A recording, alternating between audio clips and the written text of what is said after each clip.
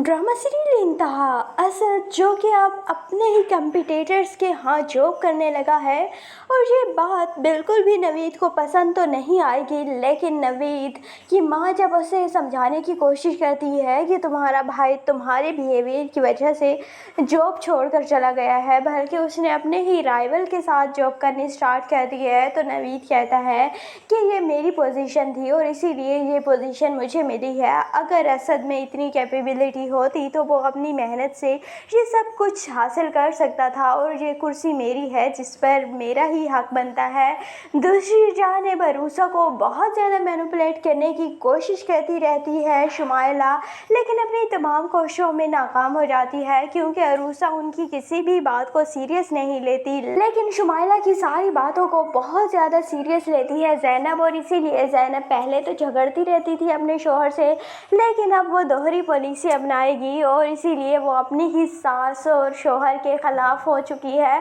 सास के ज़्यादा ख़िलाफ़ हो चुकी है और उसे लगता है कि उसकी सास एक घुन्नी मीज़नी है जो कि ज़्यादा बोलती तो नहीं और सेल्फ़ कंट्रोल भी उसे बहुत ज़्यादा है, लेकिन वो कभी भी इंसाफ नहीं करती और इसीलिए वो अपनी ही सास के ख़िलाफ़ काम करती रहेगी। दूसरी जानिब अरूसा को भड़काने की कोशिश करती है शुमाइला कि तुम्हारे शोहर को अब ब्लैकमेल किया जा रहा है और तुम्हारी सास उसे ब्लैकमेल कर रही है, क्योंकि नवीद तो उसके कंट्रोल में है नहीं, इसीलिए वो चाहती है कि असद उसकी सारी बातें माने और तुम असद को समझाओ कि वो अपनी माँ से दूर रहे और इस तरह की बातें करेगी। लेकिन अरूसा ऐसा कुछ भी नहीं करने वाली, जबकि अरूसा के दिल में उसकी सास के लिए बदगुमानी तो डाल ही दी है शुमाइला ने। ना चाहते हुए भी अरूसा उनकी बात पर यकीन कर चुकी है कि हो सकता है कि मेरी माँ की कातिल यही हो और उन्होंने ही ये लास्ट मोमेंट पर मेरी माँ को फ़ोन किया हो, इसीलिए वो अपनी सास के साथ अब इतना अच्छा बिहेव नहीं करती, उनसे बहुत उखड़ी उखड़ी रहती है। और उसकी सास को भी फील हो रहा है